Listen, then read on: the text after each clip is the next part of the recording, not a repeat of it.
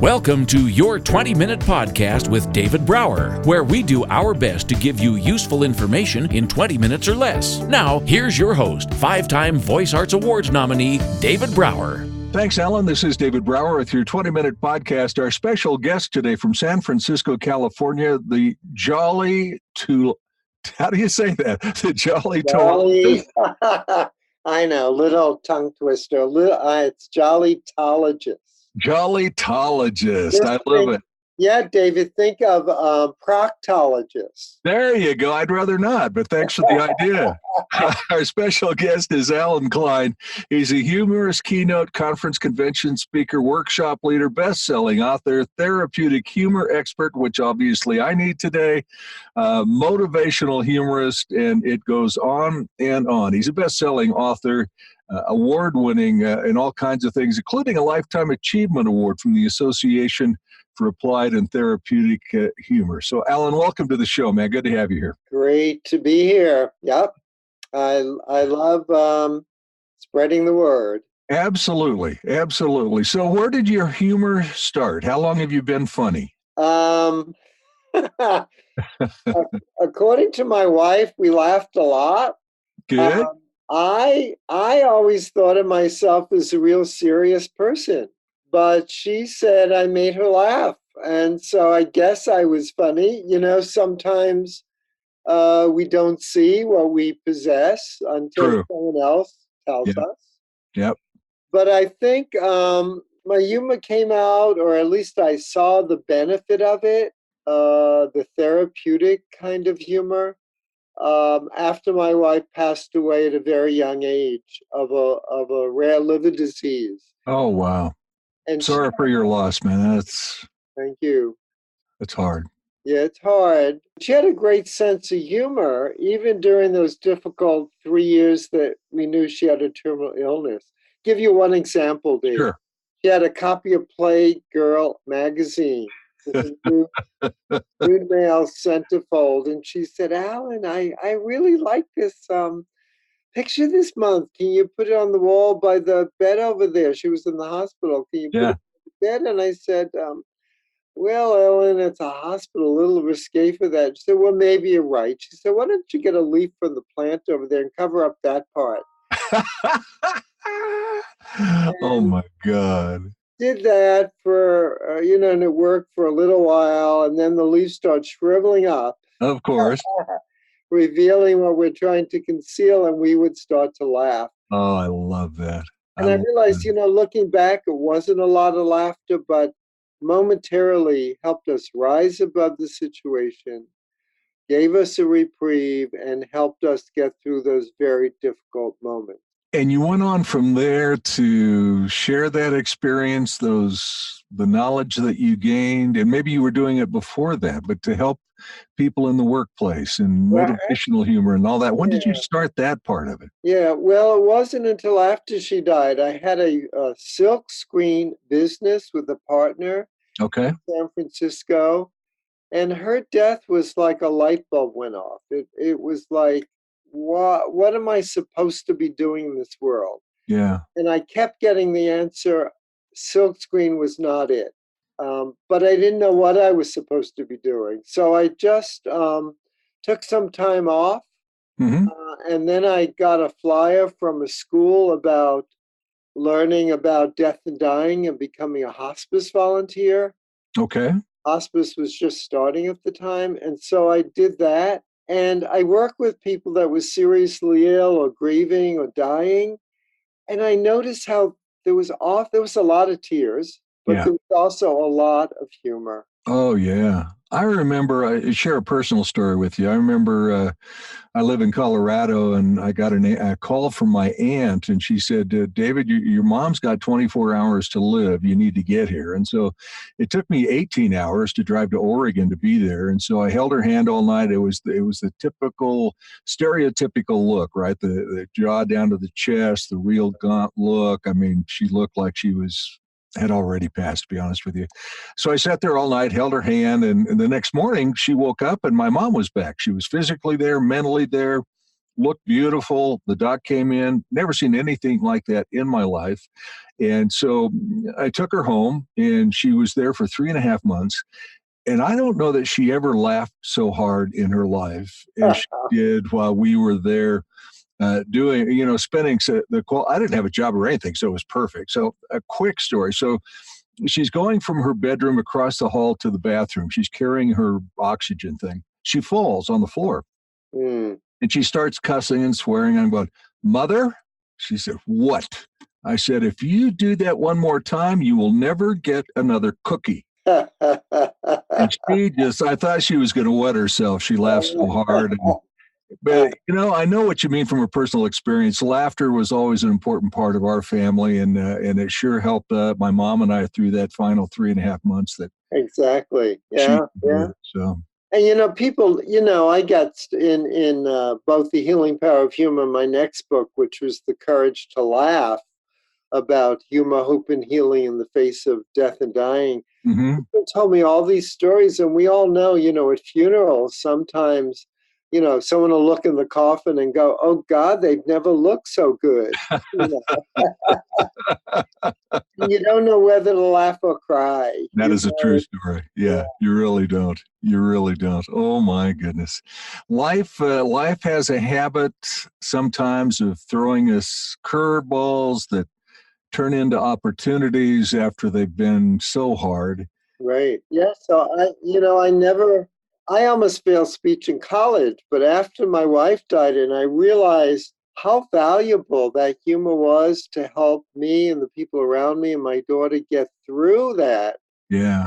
difficult situation. I needed to share that with the world. And Wow. yet I was afraid to get up and speak, It's Well, like, yeah. I uh, mean, how do you go from silk screen to speaking in front of a ton of people, right?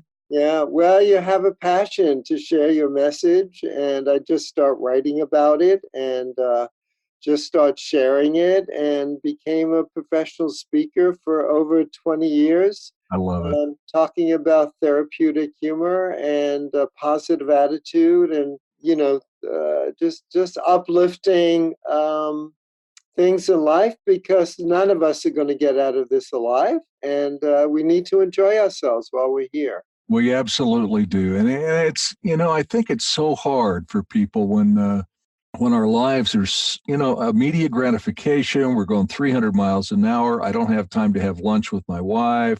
I mean, it just goes on and on, And so when do you find time to go, wait, stop.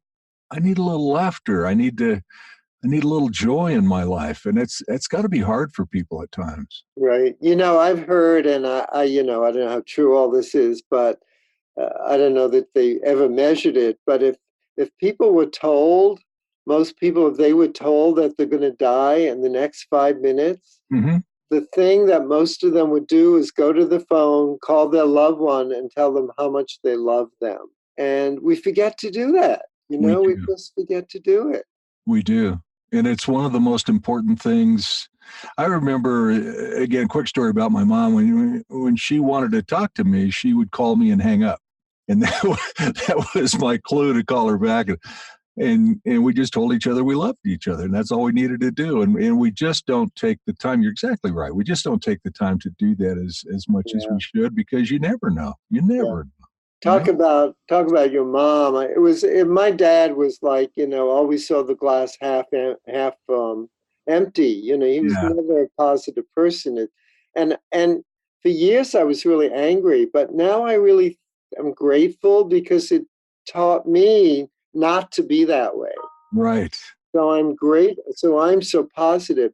But my mom always had a great sense of humor. One of my classic stories about her is she was in assisted living, and they would take her to the doctor when she needed to go. And she's at the doctor's office, and it's 6 o'clock at night, and they're closing the office. And the receptionist said, "Mrs. Klein, I can't let you wait here. Doctor has to leave, but I'll tell you what, take you downstairs. There's a pizza place. I'll buy you a Coke. I'll call the van, and I'm sure they'll be coming." And so they did that. And my mom waited and waited and waited, and Oh. van never showed up. So she goes up to the guy behind the counter and asks, "Do you deliver?" And he says, yes. And she said, great, I'd like a pepperoni pizza and I'd like to go with it. Oh my God. I love that. Oh man. I mean, seriously, to have a mother with that sense of humor, to have a dad who showed you how to go the right way. Right. He told me I'm not to. And I, Right? as a teenager, I was always rebelling, Yeah. I was told I could smoke cigarettes when I was 14 because my parents did. I Oh, tried it once. I hated it. I yeah. never smoked again in my life. And my friends at that time, they were all smoking behind their parents' back because their parents said you cannot smoke. Exactly. Exactly. Man, I love the title of your latest book, Positive Thoughts for Troubling Times, a Renew Your Spirit guide, because in these, I mean, this is a rare, rare time in our history, as you put in your book summary, and I don't know how much more positive thoughts can be important than they are today, you know? Yeah, and so I thought this was an important book, and it's basically thoughts and quotes from people about various subjects, Mm-hmm. like cultivating compassion, or believing yourself, or learning to forgive, or seize the day, or take courage, stuff like that. Right. So people could just open it, and there's a little, thought that could help change their day. And Um, it doesn't take much. it Right? doesn't take much at all. That's my point. That's why Yeah. I love quotations. Yeah. I'm just looking at some of them. I mean, Meryl Streep's "We Are the Choices We Make." I mean, if that's not more succinct than anything, it's just some of these are terrific, obviously. The meaning of things lies not in the things, but That wow. was like 5, 6 words, and yet it's Yeah, so right to the heart of the matter. exactly. And every day, the thing is, every day every second we are making a choice, Yeah. Yep. and those choices become our life. Absolutely right. Absolutely right. Yeah. In fact, one of the people who did high praise for your book, G. Brian Benson, he and I have become friends over the last year or so, and talk about a positive guy. Goodness gracious, Oh he's yeah, right up there. He's right up there. yeah, yeah. So, when's your next laughter case, laughter cause? I don't know if you can tell, but I'm 80, approaching 82. Oh, you're just a kid. You're just a kid, man. Right. I got shoes older than you. Come on. Uh, so I've given myself a title, the ambassador of light. Nice. And I just kind of, rather than getting in front of, 500, 1,500 people, because you got to travel now, and Right. marketing, and, internet and all, I now, my mission is one-to-one with people. And a week ago, I was just blown away, David. I met this woman. I go to Unity, which is a spiritual center. Mm-hmm. She was fairly new there. I've been going 10, 12 years. And she came up to me and she said, Alan, I just love coming here. And you're one of the reasons, because I just get so lifted up, so full of joy just seeing you and talking to you. And then she said, you are, and this, I got the chills when I heard this. She said, you are the ambassador of light. Oh my God. And I had been using that phrase for about a year now. And there it was. It just radiated, I guess, who I was. And Yeah. so that's my mission now, to Uh, just radiate light wherever I go. Well, and if you think about some of those quotes in your book, like the Meryl Streep one that we just talked about, I mean, ambassador of light, that's three words that are, I mean, I'm sitting here with goosebumps over those words, because it's like that can mean so many different things, all positive Right. to anybody that you talk to. And that is just what a gift. Imagine, Yeah. imagine if, and that's not copyrighted. I didn't copyright it. So Sure, anybody sure. can use that. And imagine if you woke up in the morning, and imagine if you said to yourself, today I am going to be, no matter what happens, I am going to be an ambassador of light. Wow. would that not change at least your little world or somebody else's little world? Well, was I speechless? Yeah. I mean, when you said that, my jaw dropped, because take 12 seconds to say it, to think about it, to pray about it, whatever you want to do with it, Right. but embrace it.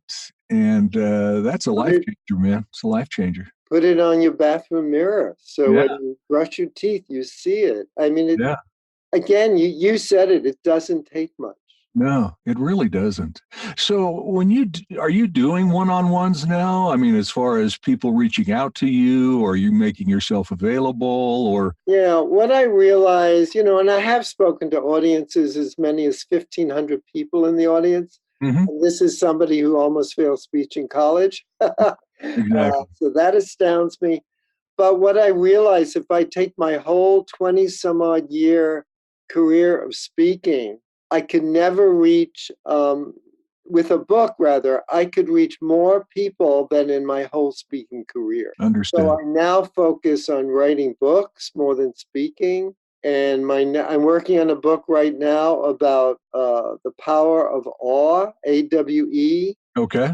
And how we don't realize, and it's all stories of awe-inspiring stories, or when people have, when in their life they have been, knocked off their feet by something. Right. But that stuff's all around us.